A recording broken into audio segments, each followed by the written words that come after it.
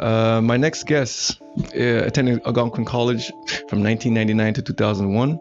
He graduated with 2 diplomas, one in human resources and the other in procurement. He was a standout player while he was attending Algonquin College. He then went on to out west to Brandon University, where he graduated with a business administration degree in 2005. He's the founder of Agnes Zabali Boys and Girls Club in Kamengo, Uganda. He's a longtime friend and just a stand-up guy. You know, Jamie Sebulime. Thanks for having me. Is that the correct pronunciation? Sebulime? Well, that's a Canadian way. Give me the Ugandan. Ugandan way is Sebulime. Sebulime. Spelled with 2 S's, but in Canadian way, my name has been butchered so many times, and you've done a good job with it. So I'm trying my best. Good. Jimmy Sebulime is my name. Let's go. Okay. Well, we want to welcome you to the podcast, and I had to get you on. It's been many years since I've known you. Yeah. I first met you playing in the men's league at Algonquin College, and I was just wondering who this guy is. Like, he's a baller. And I don't know, but I just want to say I appreciate you for seeing value in me and in anything I do. Yeah. Being here, I'm deeply humbled, and I want to thank you very, very much. And I also appreciate those that listen to your program. No worries. No, we'll get into all that. Yeah. You come from a talented basketball family.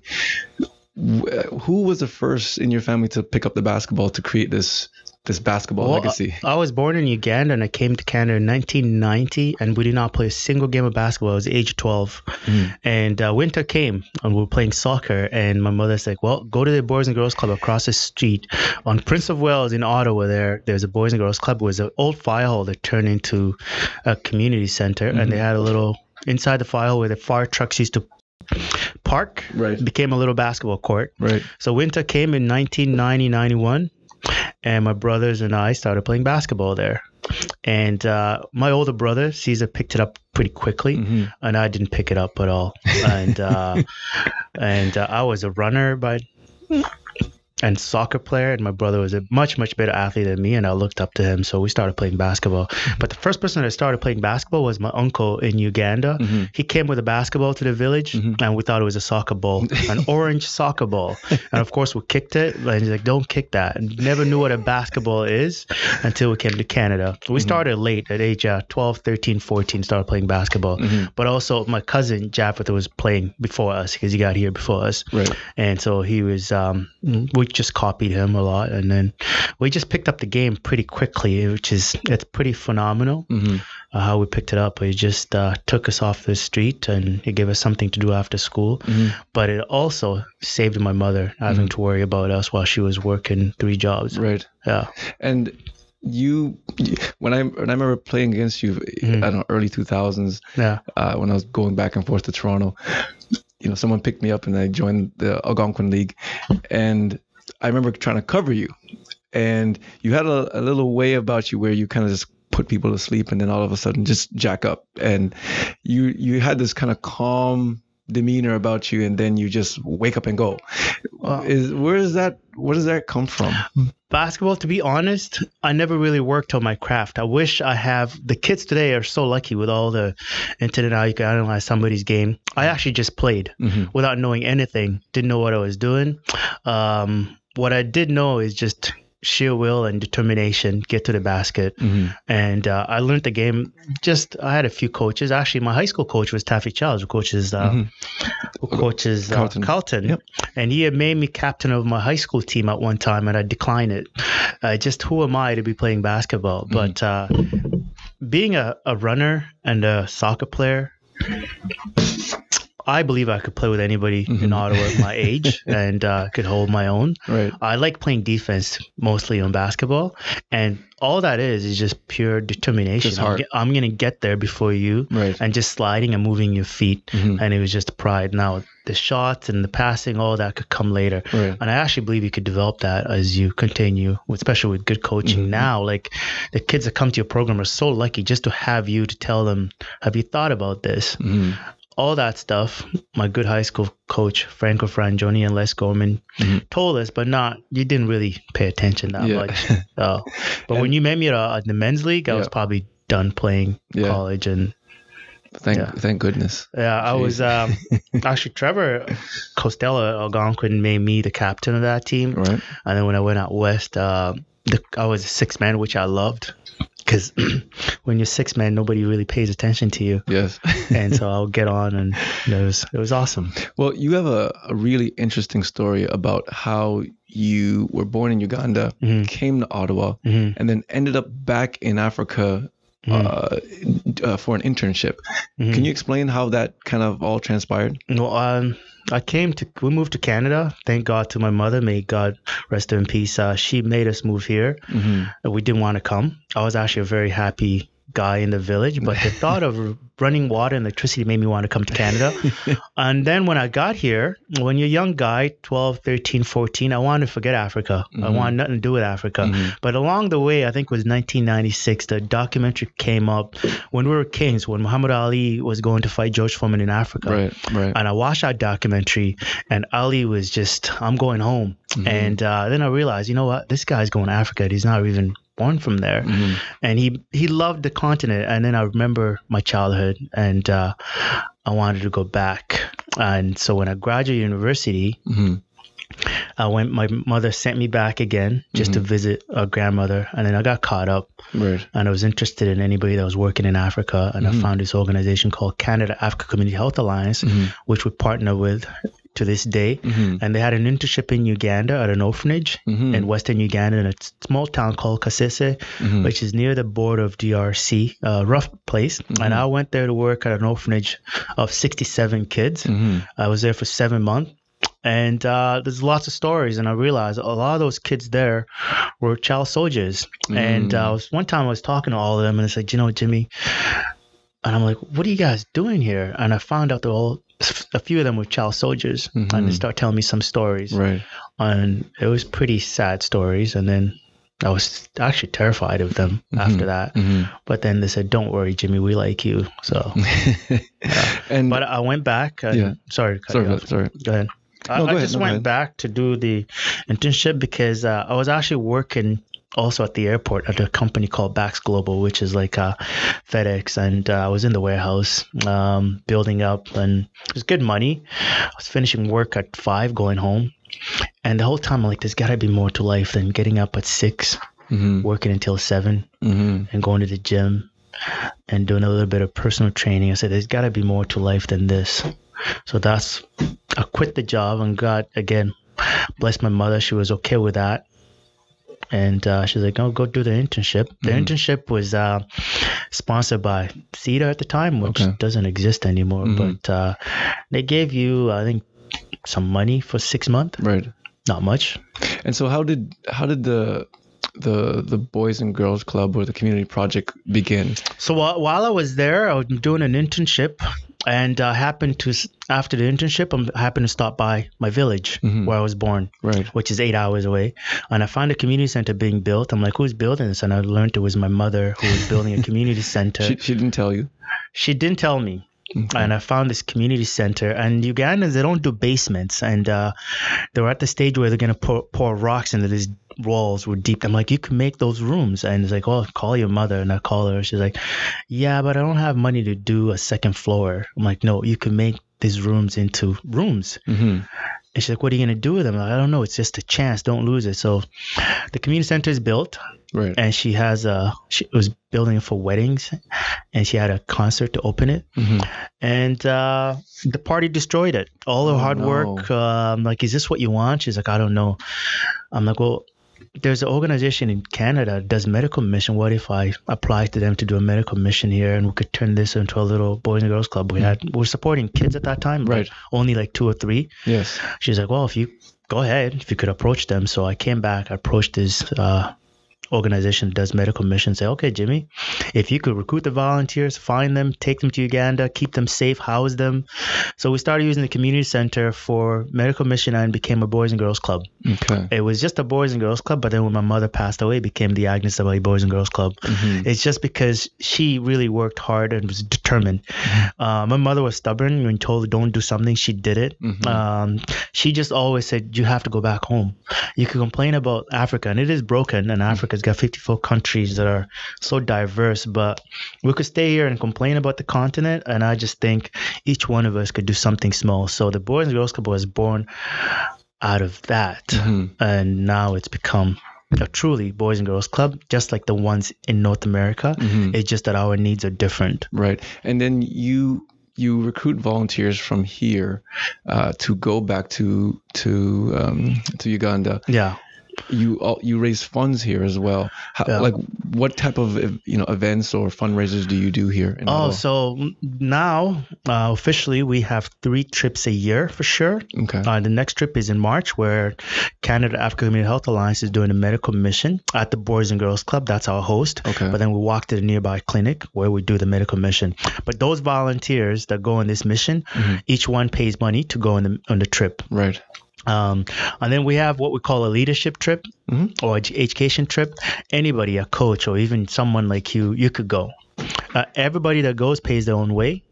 And then in November, December, I have what I call an infrastructure trip. Again, I recruit coaches, teachers, doctors, nurses, and we partner with the locals and to do that. But all of my work is designed to benefit the locals. All of my work is designed to, it's about people. I'm very proud to have young Canadians travel to Africa to learn about this continent. What's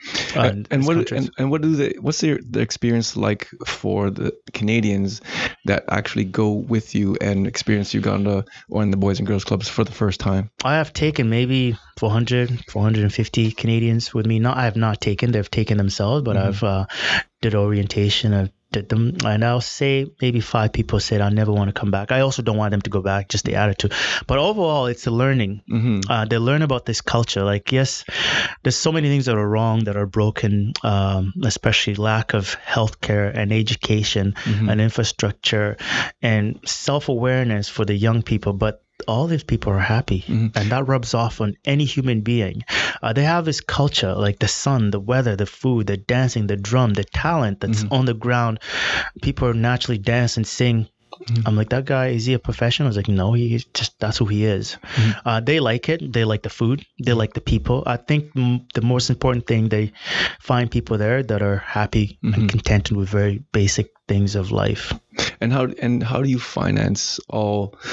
I know that you have the manpower from Canada that that goes over, but how are the funds raised? Is it raised locally, or is it raised? So we raise. I do an annual fundraiser here in Ottawa. And I have a budget of $40,000 a year to run the Boys and Girls Club. And the Boys and Girls Club pays school fees for 136. It goes up and down the number of lucky, outstanding students. Right. The other half goes to income generating projects. But what we have done now, we have started some local businesses. We have a farm. We have what we call a village experience. We have events where we rent out chairs and tents and wedding stuff. Africans love a good party, so you capitalize on that. Right. But there's also always events like wedding introductions are a big deal. Someone can't come and just take your daughter without doing a wedding introduction to introduce their family. Right. So we rent out chairs or locally. So we are trying to generate money on the ground as well. I always tell them, and my story is, I'm a walking miracle. Maybe it scared me in 2012. I was not going to be there. So now when I go back, I tell kids I may never come back. Canadians may never come back. You may never see another dollar from Canada. What are you going to do? What I'm very proud of, we have a farm, 5-acre farm. There is a drought issue that's going on in East Africa. And to address that, we're very lucky that Rice University women basketball team is going in May. They're raising $12,000. Rice University women basketball, they're going in May. They're raising $12,000 to do a well at our farm. Wow. So that even in drought, we're going to have food. Shout out to Rice And that University. food is going to... we're going to eat it, of course, but then we're going to sell some of it. And then sell some of it. The businesses in Uganda are different. There's people that raise chickens. So if you grow corn, and you have excess, you could sell extras to those that have chickens. We also have chickens ourselves. So, so to raise money, to go back to your question, all the people that do these trips to Uganda pay their own way. Right. And I always say, you got to donate 10% to the project when you go. Okay. Each one of them has to pay $30 to be hosted and to be cooked for. And all that stays at the community center to operate the Boys and Girls Club. But one of the things I've also done to reduce the cost, I'm a volunteer. So everybody else has to be a volunteer. Okay. It is very difficult to tell a very young person who's very hungry and doesn't have a pair of shoes to volunteer. So one thing we do is, you could volunteer and we'll eat together. Okay. You could volunteer and I'll bring you a pair of shoes. And God bless you for helping me raise all these shoes. I still can't keep up. Last time we raised 200 pairs of shoes. But I don't know. When I built this basketball court with my friend a long time ago, people looked at me as if, why are you building a basketball court in the village? Well, who's going to play basketball? And now there's no shortage of people that want to play basketball. And what is sad is all these young kids coming by when it's hot. Could we not play now? We could wait a few more hours when the sun goes down, right, so that the ground is not hot. And so you have a unique perspective on gratitude and privilege. And you once told me, it was over the phone, that when you come back from Uganda, from working with all your people back in Uganda, that you kind of have to kind of isolate yourself for a little bit mentally, because when you hear, people in Ottawa or people in Canada kind of complaining, or, kids and adults complaining about kind of frivolous things that we take for granted, you have to bite your tongue a little bit and have to just kind of, I'm not going to say anything if I don't have anything good to say. Can you speak a little bit on gratitude and the difference between what kids are experiencing in Uganda, in your village, and what kids are experiencing here in Ottawa?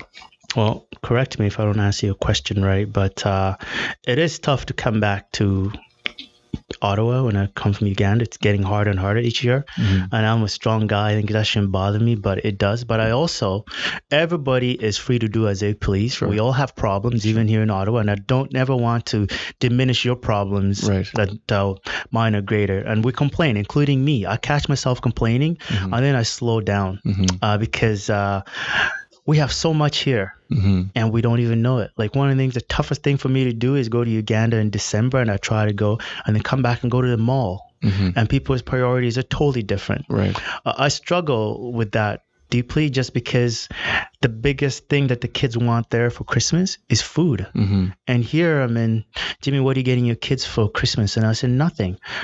And somebody would have the nerve to call me cheap. And I said, I'm not cheap. I just bought a cow for kids. Not me. I do it with friends. Again, I don't take credit for a lot of this. I don't work alone. I have very, very good friends. Absolutely. But somebody has to lead the way, and somebody has to come up with ideas. And when people don't do it, she will. I find a way to do it. Right. And there's a lot of things that have to be done. And somebody has to do them. And you did I answer your question? Yeah, absolutely. Yeah.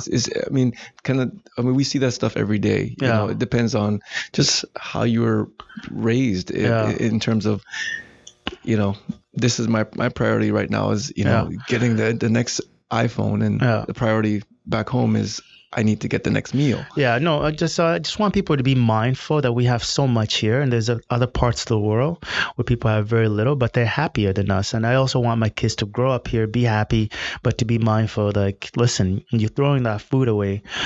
I would have died for that food at my age. The kids there don't waste food. Nobody begs any kids to eat. Right. And I have a 6-year-old and a 3-year-old, and every day, please eat your food.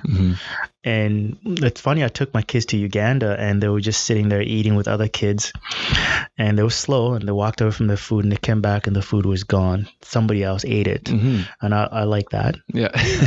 And just on the same topic of volunteers, you've built a nice coalition here in Ottawa. Like, kudos to you. You didn't have to sell it. You just presented the project, and amazing people stepped up. You recently lost someone really special to the program. Do you want to share that a little bit? Well, actually, we've lost a few people, and we lost first in 2012. We lost my mother, almost lost me. We lost, then recently, we lost our coach Mito, who is not a basketball guy, but I remember when I built the courts at Mito, just teach basic layups, right hand, left hand, and he took it so serious, and he just died tragically in I think in October. Right. And then recently, again, when I say I don't do this stuff alone, there's a gentleman called Joseph Granada, but he was happy to be called Mzungu Joe. He traveled every 2 years to Uganda with me, and whatever I needed, I always buy good basketballs, because when I say I need basketballs, somebody will bring me a rubber ball. You know what a rubber ball is on outside. It doesn't last you very long, but there is good outdoor balls that we got. So I was like, Joe, we need to buy these balls. He got it, and he's like, I'll pay half. Wow. We need to buy a goat. I'll pay half. He always paid half, and he traveled me every year to Uganda. And what I liked about him, he was Santa here. He actually was a real Santa. But when I went to Uganda with him, he always sit in the front. And Jimmy, what do you want me to do? Sit in the front of the car, because there's roadblocks everywhere. He would get stopped. He put on his Santa hat. Police officer, you're gonna stop Santa? Santa? Do you want a picture? And then you stop and take a picture.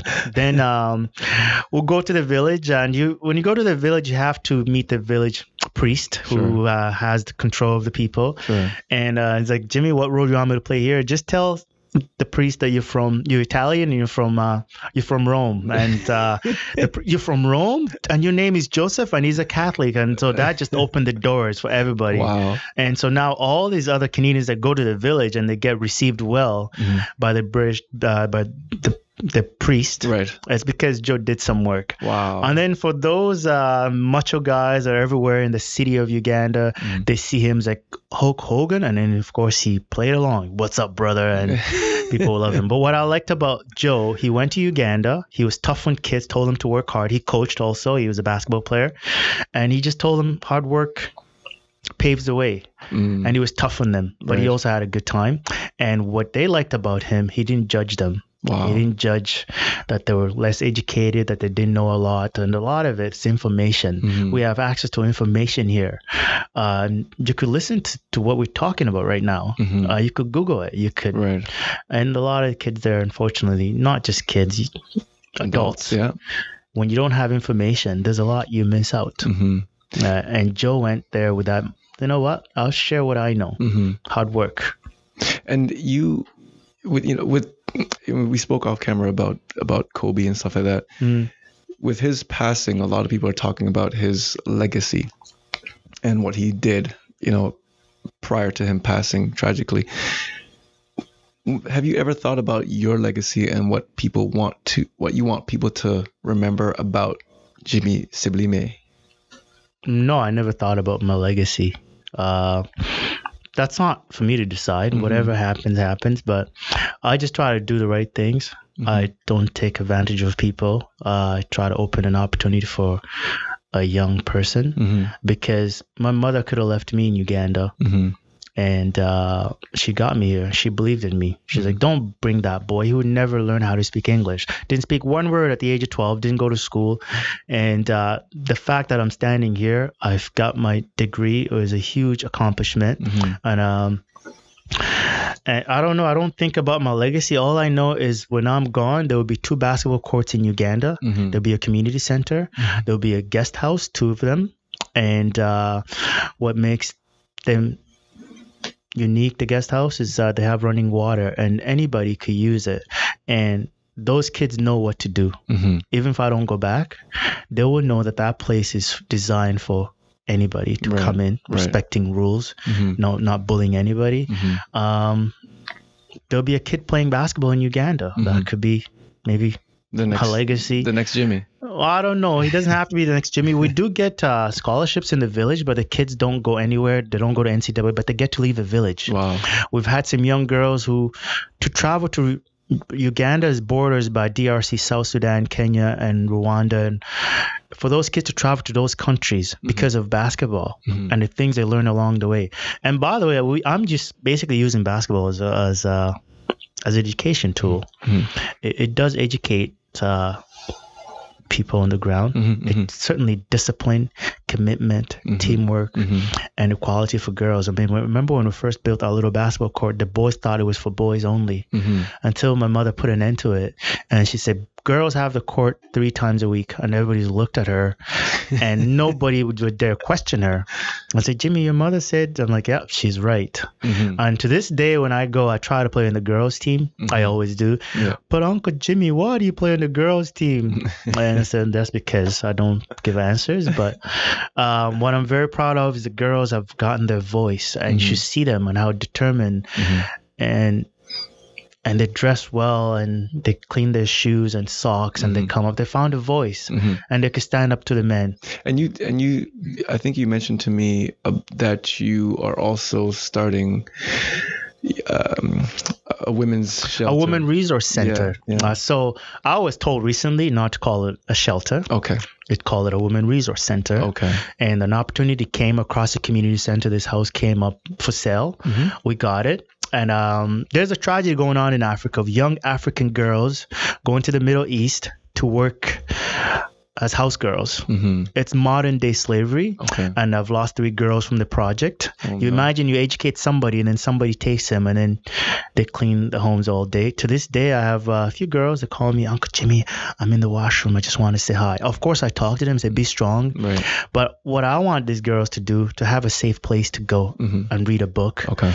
For young girls, when I used to find out, where are the girls? Oh, they're sick. And to find out they had the monthly issues. Yes. And so they should be able to go to that house and pick up something. Right. They should be able to go to their house and read a book. They should be able to go to their house and find a Canadian doctor or nurse, which I have many that go. Okay. And to learn that a woman could be in control of her life. And I advocate for women because I was raised by my grandmother, my Auntie Sarah, and my mother. And they were tough. And God bless them all. Rest them in peace. But they fought for me. I did not have a dad, but they looked after me. So this Women Resource Center, it's just a safe place for girls to go. And we're renovating it. And also the Rice University girls, when they go and do the water project, once that's done, they're going to help me also. We're doing some renovations, right? And they'll help me with that as well, whether it's painting, planting trees, things like that. And any woman that wants to go to Uganda, who's any youth empowerment, anything that empowers girls, when a woman could walk into a place and feel safe, that's what we're designing. Speaking of that, someone from Ottawa, recently went over there. I attended the fundraiser, and this person spoke. Do you want to? Well, Rose, like God bless her, she is a connection to Rice University. Okay. She took a team. I found Rose building a basketball court in Togo. Okay. And I reached out to her and said, why are you doing this? Because she's not African. She's like, oh, I think it's the right thing to do. And I was intrigued that somebody was doing a basketball court because I remember doing it and the challenges I had. And so that's how Rose and I connected. Then she went to Haiti, and then she could contact me. She's like, Jimmy, I think I want to go to Uganda. I said, you know what, Rose? I could sell. I mean, I'm biased for Uganda, but I said, why don't you go and find out what we have on the ground? And she went on her own. She paid her own way, and she got there. And she's like, you know what, Jimmy? I think my next project is going to be here. And I said, well, I don't know how you're going to do it. She's like, no, I'm going to do it with Ryerson University. So she's the one that's taking the team to do the water project. And God bless her. That's amazing. Yeah, and she went to Uganda. She liked it. She traveled with the girl that made the national team to Rwanda. She went to see her, and it's all just uplifting people that are very vulnerable. Yeah. Jimmy. Yeah. Thank you so much, man. Is that it? Yeah, I know you got more to say, but we're not done yet. Yeah. At the end, I always have 5 questions, rapid fire questions. We call it keeping it 100. No problem. And you haven't seen these, you haven't heard these questions before. Yeah. And I want your honest to goodness response. I'll try. All right, here we go. Pick 3 all-time legendary Ottawa basketball players. All time. Only 3. I know you have like 100, but only 3. From Ottawa? From Ottawa. Well, Mario Shaq, who just made the NBA, and he happens to be a son of my good friend McCourt. And right number 2 is his dad, McCourt. Wow. He battled Moses Malone from Philly, and he was the last guy cut. And he's someone I respect a lot. Okay. The third one, that's a good question. Legendary basketball players in Ottawa. From Ottawa. From Ottawa. Yeah. Huh. There's a lot. Nah, that's why I asked you. The list Only is- for 3. I'll have to go with Gary. Gary Gallimore. Gary Gallimore. You know he was on the show, right? Was he? That's a good man and a good friend of mine. Wow. And somebody And you haven't I seen love and respect. You haven't seen that podcast? I'm going to find it You better immediately find it. You after better this find it. because I respect that man. That's He's amazing. a bulldozer. Oh, we know that. Yeah, yeah. Jimmy. Those are 3. And if I'm sure, I hope nobody's offended by that. But Well, no, I mean, you know, question it. But you only, you know, And the first person I chose, I mean, he has a whole future ahead of him. mhm. And I mean, from Ottawa, that little boy who his dad used to bring at the basketball court, and I used to step on his shoe. I remember. And his dad's tough on him, and I love his dad. Yeah. Question number 2: Kobe, Shaq, or Jordan Pippen? Jordan Pippen. There's no questions asked. That's when I started watching basketball. The Bulls against the Knicks. I still find myself watching the Bulls against the Knicks or Miami.